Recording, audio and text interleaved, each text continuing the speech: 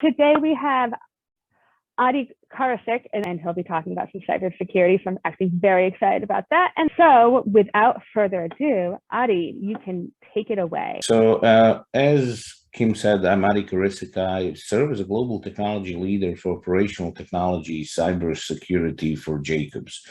And I'll share a couple of ideas and thoughts and things with you in next 10 to 20 minutes. And I'll start by saying, Andrew, I love the F-35 behind. I've been a pilot for like 25 years. I own multiple aircraft in Virginia. So that's a beautiful picture. Love the plane. So in terms of the background, I have been in this field probably some 10, 15 years. Overall, I have over 20 years of experience. By career, I come from the intelligence community background.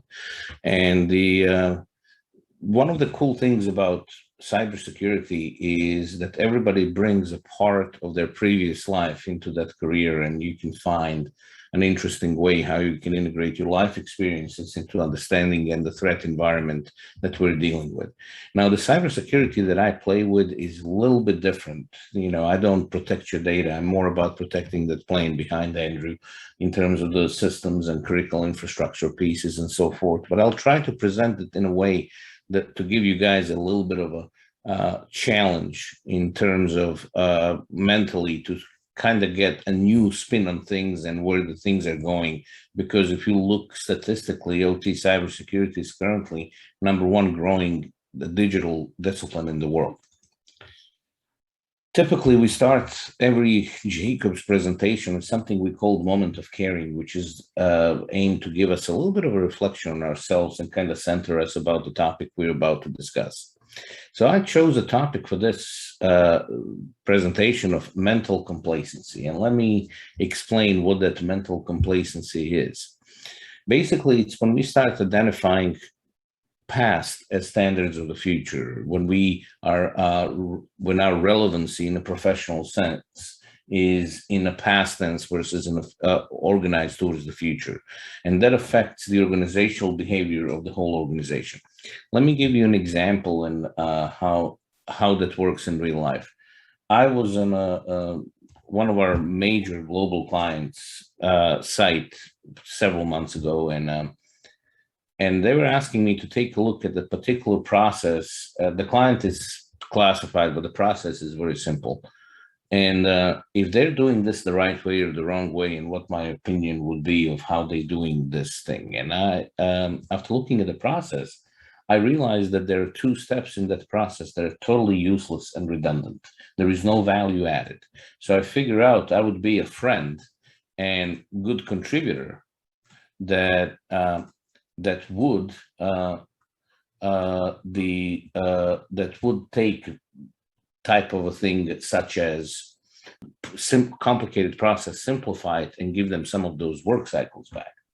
So when I offered it, the client said, well, I understand what you're trying to say, but George personally designed this process.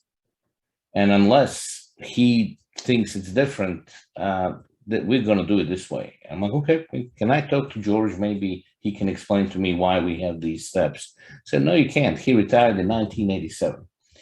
But the problem that we have is that a lot of people are stuck in this mode of this is the way we're always doing things, and they're not willing to change. In contemporary time, we call this inability to think outside of the box. So I know we have several people on the call, and I'm going to ask you a very simple open question. Do you think we as a group here can think outside of the box? Do you think we have that capability? Absolutely. Absolutely. Probably, yeah. Yeah, well, let's go to try. So I'll give you a little test. And the test is quite simple. I'm going to ask you, how fast can a person ride a bicycle? And the answer I'm looking for is miles per hour.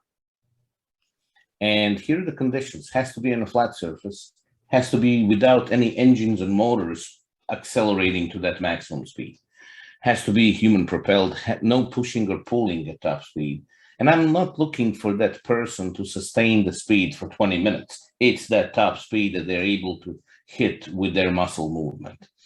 So What kind of bicycle? I don't know. Whatever best money can buy. What kind of person? Lance Armstrong, fully juiced, right? It does not really make a difference. So with knowing all of that, does anybody have an idea? Can you throw out a number in miles per hour? What do you think this would be? Do you think they can go 30 miles an hour? 40? There we go. Okay. Anybody thinks different? Anybody want to try with 50 or 60? You said flat, right? Flat.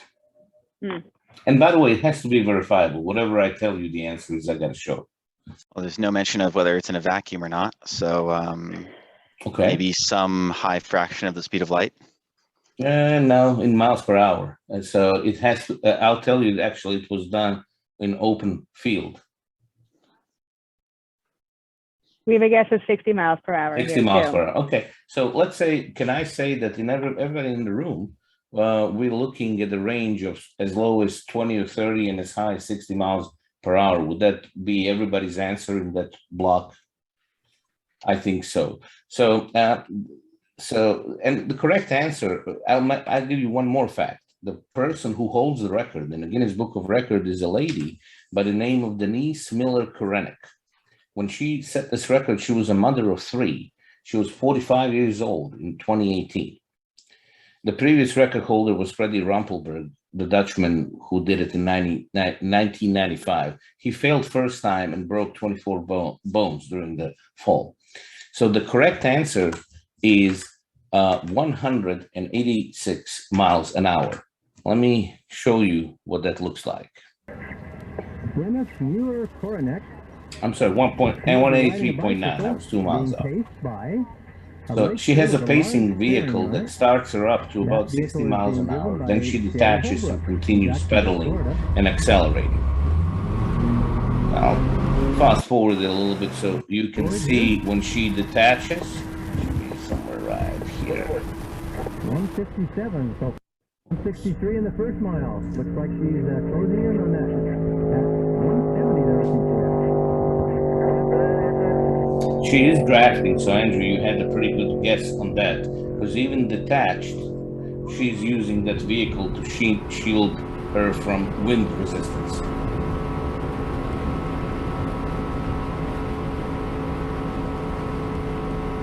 Anyhow, the reason I brought this as an example is, well, we all think it's easy to think outside of the box. We always revert to these known commodities and standards, you know, of 40, 50, maybe 60 miles an hour. Anything else bigger than that on a bike is a superhero move. The other thing that we're witnesses of today are the current digital trends. So the digital requirements and digital standards and digital problems of today's world are not confined to one particular geography. Before, you could have solved the problem on a regional level. Now it's all global. And then the only way people can understand the true value that technology brings in life is, I use the analogy of a Smith's Island cake out of Maryland. You know, it's a really good cake, multi-layered, very, very good proportions between the sponge and the filling and all of that type of stuff. But in essence, the technologies, the science, the ability to leverage what's in future against the existing projects, programs, and clients is in a layering this variety of technologies, one on top of the other, just like the layers of the cake. So in the beginning, I said I do the OT cybersecurity, and I want to try to explain what that is and how do we do that. So IT, or information technology, applies to any organization. This is your PCs and your emails and your printers and the equipment that's connected in your local IT network within the place of work or at your home. OT does not cover data. We don't care about your email. We care about protection of physical things. So there is no secrecy per se in what OT protects. For example, in the example of the plane behind Andrew, there are certain parts of that plane that are considered classified. However, the fact that it's using avionics is not classified, and protecting that avionics system will be the OT, not an IT function. Jacobs is one of the few companies around the world that's able to combine both services. And where do we see that typically? For example, the Gartner defines the OT as protecting people, assets, and information included in control of physical devices. So it's all about protecting physical things. At some point, OT and IT connect and merge, and we'll talk about that. But most of the stuff that I do will be on your industrial control side, on your utility side. I'm in Virginia, so the Virginia Department of Transportation, for example, is one of the most technologically advanced DOTs in the country. Has more fiber than pretty much anybody else on the East Coast combined. And protecting these type of assets becomes a very big challenge, and it can be of personal interest to individual as well as the national interest for the country. What we leverage is, when you look at the organizations, is something called the Purdue model, named out of the Purdue University. And that shows you how enterprise functions, where all the OT stuff that is protecting physical things is below the yellow area, so the blue and purple. And everything that's IT is gray and blue on the top. So that is kind of how the organizations are divided. For example, in education, we do a lot of smart campuses around the world. And what we would cover in OT is a typical, most common thing that gets educational institution hacked is actually controls for the HVAC systems. Once you get into the HVAC, you can go anywhere else around that network, right? So the HVAC controls are probably the biggest exposure of a lot of educational organizations to hacking. So if we look for generally how people get hurt through bad implementation of cybersecurity, there are three main areas of concern, and this is the top three out of the issues that companies and organizations report. External hacking, 50% of all companies are vulnerable to that. Second one is malware. And the third one is social engineering. Social engineering was under 10% 3 years ago. So this is the biggest spike in terms of the risk. And the social engineering starts and stops with us generally being nice people. Let me give you an example. We're talking about cybersecurity today and how safe people's passwords are. What is one of your online passwords currently? It is my dog's name and the year I graduated from high school. Oh, what kind of dog do you have? I have a Chihuahua Papillon. And what's its name? Jameson. Jameson. And where'd you go to school? I went to school back in Greensburg, Pennsylvania. What school? Hempfield Area Senior High School. Oh, when did you graduate? In 2009. Oh, great. It's like my cat's name and then just like a random number. Okay. Have you had this cat for a while? Yeah, she's my childhood pet. Aw. And what's her name? Her name is Jolie. Jolie. So like a password of yours would be Jolie and then a number. Yeah. Like number 1? Like my birthday. Oh, when is your birthday? June 12th. Oh, nice. And what year were you born? 95. Oh, great. So Jolie, 6/12/95. Yes. Got it. So you mean to give my password right now? No, I cannot do that. But we all want to know what it is so we can tell you if it's strong or not. Oh my goodness. Okay, one is Tel Aviv. Yeah. 468. And then Israel. It's only 3, but it's, for me it's strong enough. Ireland, 1, 2, 3, 4. Gemma, 1, 2, 3. Spelled Gemma. Well, most of them are Italian. Oh, beautiful. Yeah, Like so what? Like what's a good Italian password? my grandma's name. What's your grandma's name? Maria. Maria. So Maria is your password? Oh yeah, now you know my password. We're talking about just to kind of give you an idea how this all works out. The social engineering is because typically we don't expect people to mine for information to elicit password information from us on the street. We as company, as Jacobs, have a pretty unique approach in securing the facilities we take care of. First of all, we're not just the consultants, we're also the operators of hundreds of water utilities around the world. So we have the ability to see the angle of operations and angle of consultant at the same time. One of the cool and new things in the cybersecurity arena is utilization of these new IoT or IIoT cybersecurity devices that are all over the place. So they present additional risk, and I'll explain why. First of all, if you look in a construction field, nobody's building, like in a field of education, nobody's building a dumb campus. It's all smart campuses now, and smart buildings, and smart parking places, and smart elevators, and smart thermostats, and everything else. So by being smart, it implies it's either connected to internet or it's digital in its form, which creates a bigger footprint and attacking platform that a bad guy can attach to. Our bad guys are more motivated because with everything that's been going on, I mean, we had Colonial that they made money on. We had the Oldsmar, Florida water plant that they made money on. Had another one in California a couple of months ago that they made money on. And we're talking about payments of millions of dollars. So they like that, and they like to make money of organizations. In Georgia, a whole county was blocked because they got under a ransomware attack. So these guys are getting more money. They're more motivated to hurt general populace, and they're becoming more destructive. And on the security side, the enterprise security operations centers have no visibility.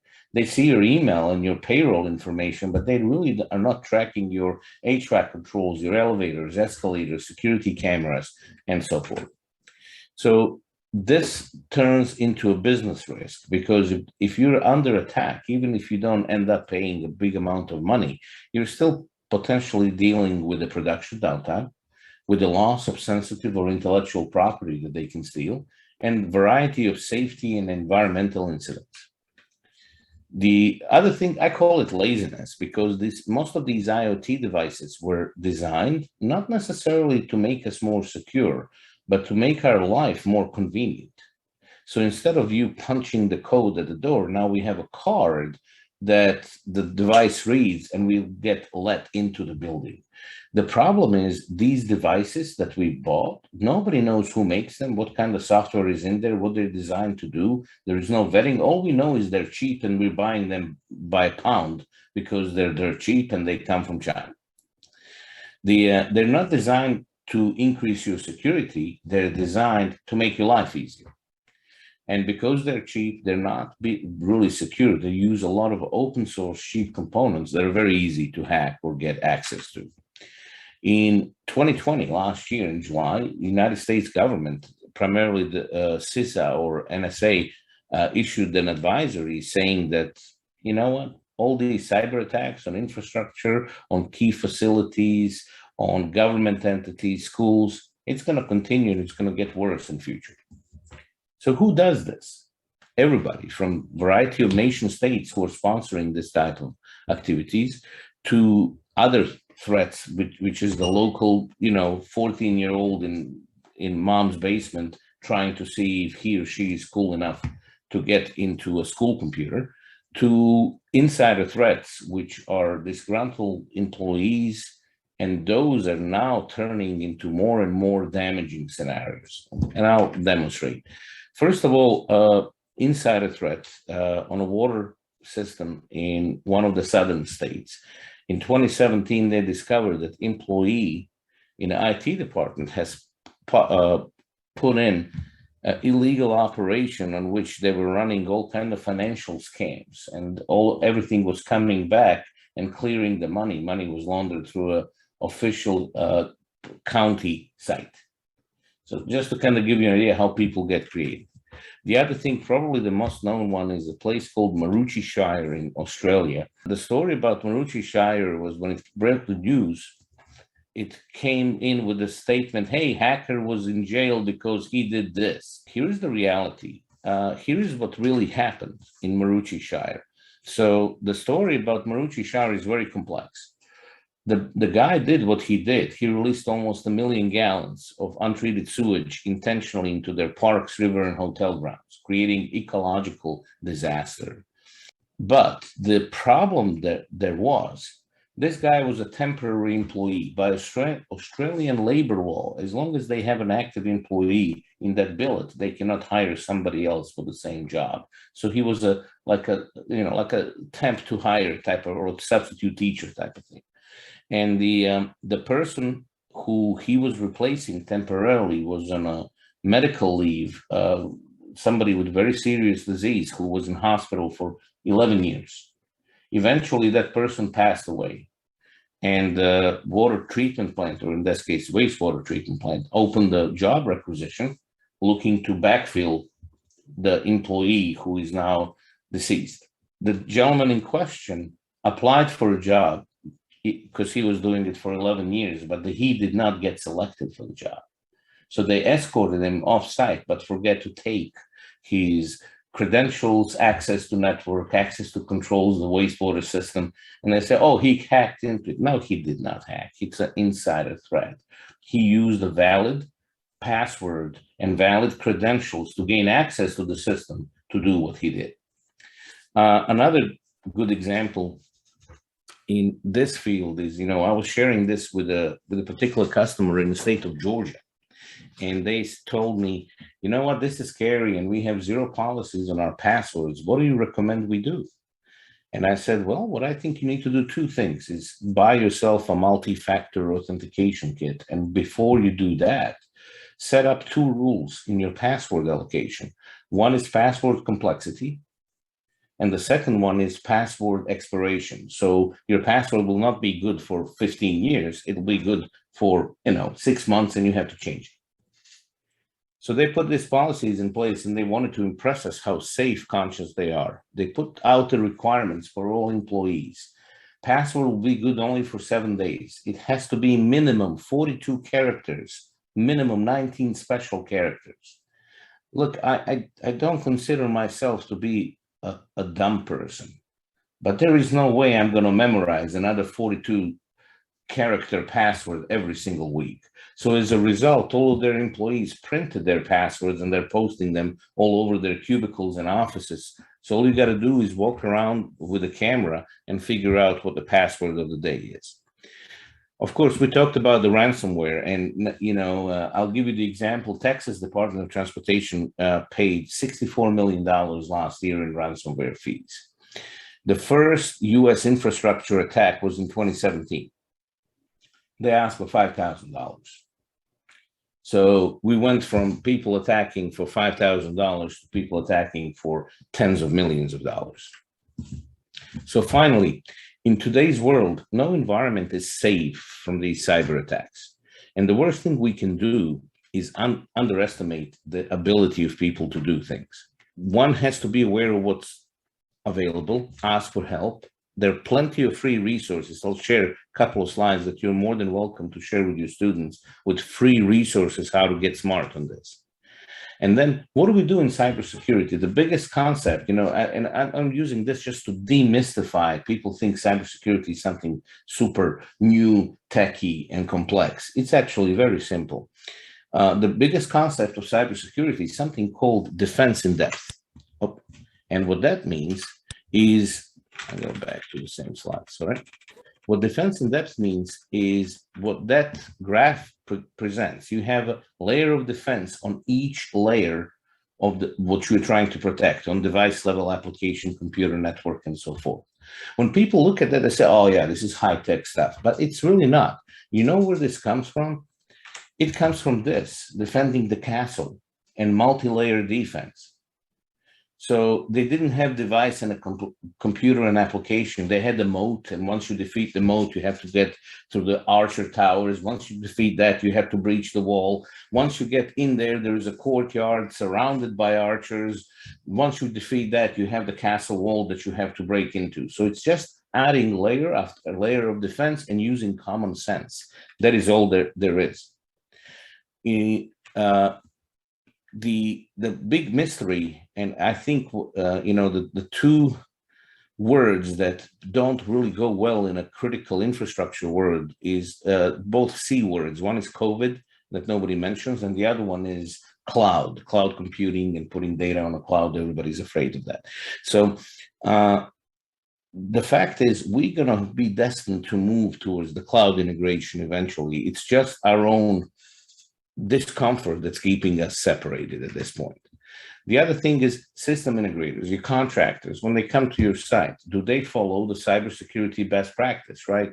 Are they computers that they're connecting in your offices to check your systems? Are they virus-free, malware-free? Who's checking on that? And this is all very logical and simple stuff.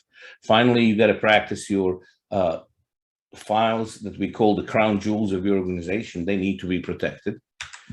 And if you think about the best concepts, everything from physical security to network segregation to multi-factor authentication, backups and disaster recovery, most ransomware attacks are irrelevant if you have a good backup.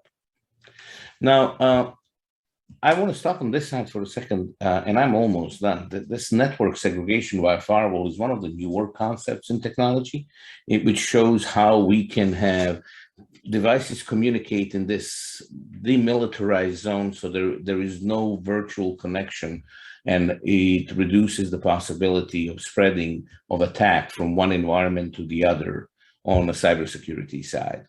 So again, same as a castle, this one came from the ancient city of Babylon, right? So history teaches us that the city of Babylon had two sets of walls, the inner and outer walls. They didn't worry about the cyber threats, but what they were worried about were diseases. So if you were a merchant from out of town that came to do business with the city of Babylon, you would be allowed to approach the inner wall, but not go through. So all trade was happening outside the city borders between the two walls, which is the same as the DMZ concept I was telling you about.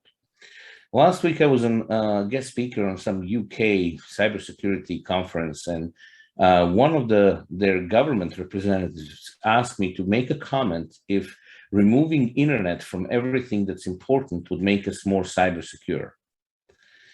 And I said, it's not, the problem with that concept, it's like trying to protect your house against burglary by removing all doors and windows. Yep, they can't break in, but you can't get in or out. So it's not about protecting the access, it's about controlling the access that is important. And that the art of remote access management is a very complicated feature. And in our case, Department of Homeland Security has a whole manual of who can get what type of access from remote. And finally, US is one of the blessed countries that we have a lot of good regulations that people can read and understand. They're not complex to understand. You know, it's all common sense stuff. Put in the policies, plans, and procedures, and you're getting the basis of cybersecurity. For example, typical application, or in industrial case HMI, cybersecurity is the same concept of that layered defense, right? Defense in depth. So you have, does the person have access to the computer?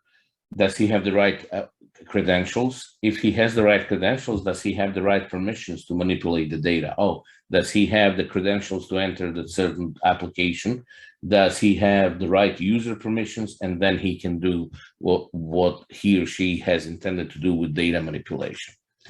Finally, backup is important. Backup your files as often as you can. The industry standard is 7 different versions of backup at different locations.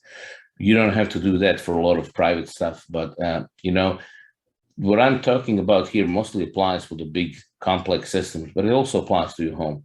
Well, you don't necessarily have the escalator controls and elevator controls in home. You know, personal story, my wife just replaced our fridge, and apparently our new fridge has internet now. And the screen, and the connects to my phone, so I catch myself talking on refrigerator. But you know, we're very tech savvy in our household. We have firewalls all over the place, but I don't have a specialized antivirus for my refrigerator. I don't have a firewall designated for my Keurig to make coffee in the morning. And all of those devices now connect to internet, and they're trusted on your network.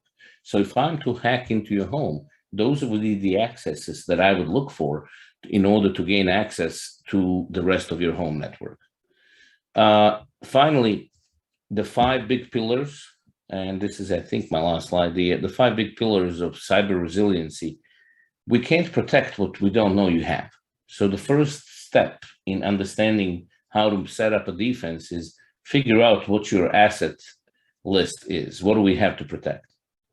After we figure out your asset inventory, next thing is to run a risk and vulnerability management, or basically run the analysis to figure out which devices are important and what devices we have never allowed somebody else to control.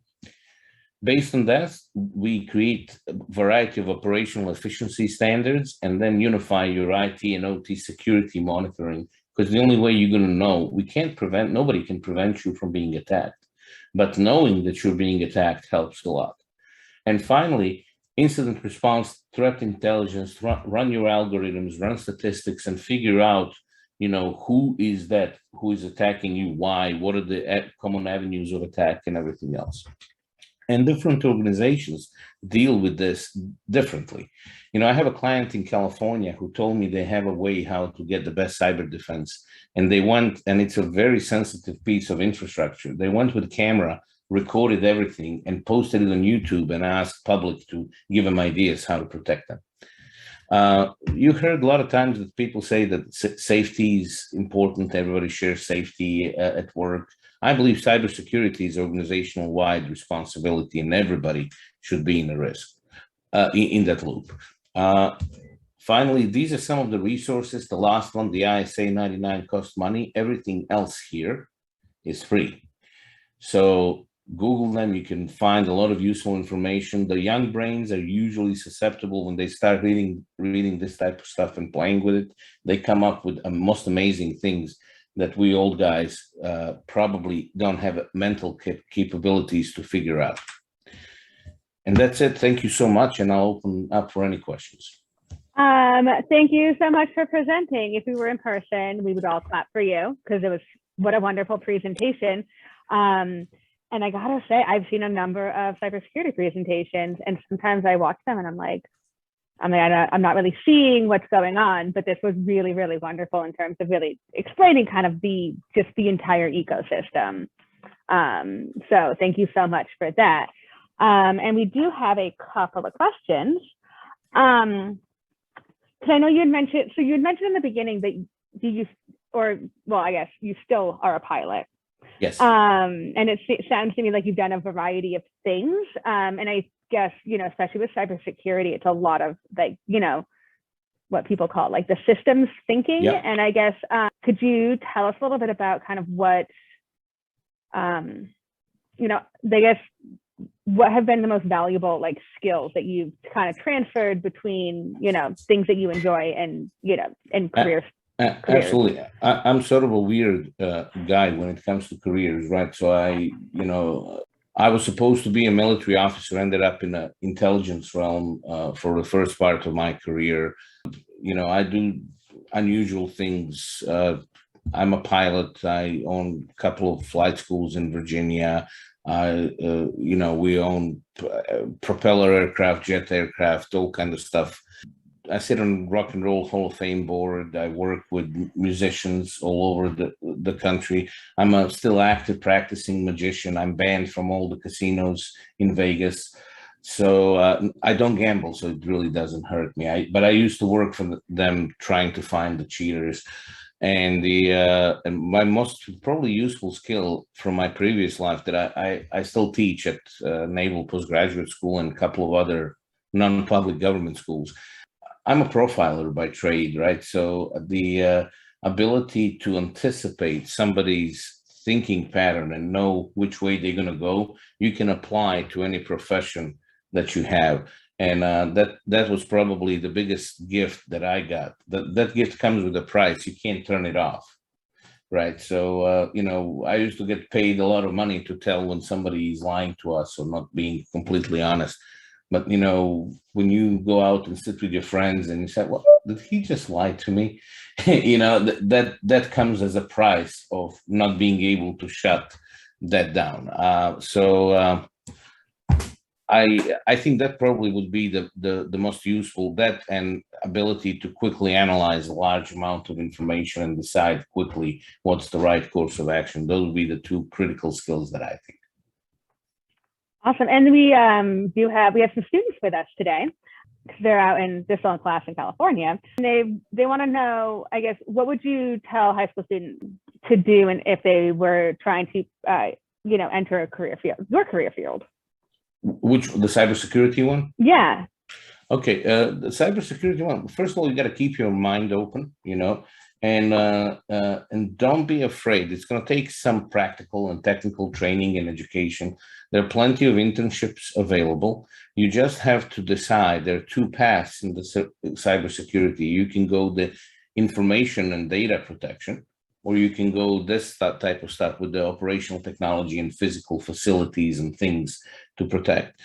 You have to figure out what suits you better. In IT world, there are a lot of people who do that job, but the environment is probably a little bit nicer. In our world, you might have to go inside a submarine, or you will go inside the airplane to figure out what's going on with the cybersecurity, or you'll go inside the water treatment plant or a wastewater treatment plant where it doesn't smell super nice, right? So you're exposed to a variety of things, and you will sometimes wear a hard hat and steel toe boots, even though you're a cybersecurity expert. And please feel free to contact me, and we offer internships. We will work with everybody who wants to get more knowledgeable in this, because the passion is to create next generation of people who can do what we do. No, and thank you. I really like your comment about, cybersecurity, but, being out in the field, because I think, my experience in the education side, when we talk about cybersecurity, it's a lot of just, it, always seems to me that it's just like, sitting behind a computer doing computer stuff all the time. But I think, hearing that, it can be more or different from that, I think is really, really exciting. And then actually, I think another question about if Jacobs offers internship and scholarship opportunities for high school students. Yes, I don't know I don't know in which Jacobs is a very, very big company, right? So you are a very large corporation. Yes, we're in 140 countries. We are depends where and what type of internships and stuff. I take in my group probably 2 to 3 interns every single season. And the idea is not to just to expose them to some of the things that we do, and some of those things are cool. Like, I had 2 interns last year when we were doing the cybersecurity for the Super Bowl, right? 2020, it was Miami. We had 2 interns join us there. We didn't get to see the game, but they got to see what happens in the background to make sure that event goes fine, right? For protecting, in this case, it were water supply systems, because if you're going to introduce something bad to the mass amount of people, water is a good medium for that. Awesome, thank you. And I will certainly ask my contacts at Jacobs about that as well, who are in more of the corporate responsibility department. And then I guess, so one more quick question. I know some, when, there's those little devices that there's a code that switches every however many minutes. Yep. I guess what are, sorry, you're talking about all passwords and all of that. And I guess it made me think of it. So what's your thought on I guess, how secure are those? So, some are more secure than the others, but in essence, you have to understand that those devices by themselves are not a threat. So it's a secondary method of authenticating who you are. It's not the primary is still your password or your fingerprint or your retina scan or whatever. But as a secondary one, you don't need as much security on it. The newer generations of those devices are not being carried around in a little keychain anymore. They're typically either part of an app, or it will send you a particular text message with a code just to verify that you are who you are. The idea is just to have a multiple verification points that will prove that the user is who they claim they are. Awesome. Thank you so much.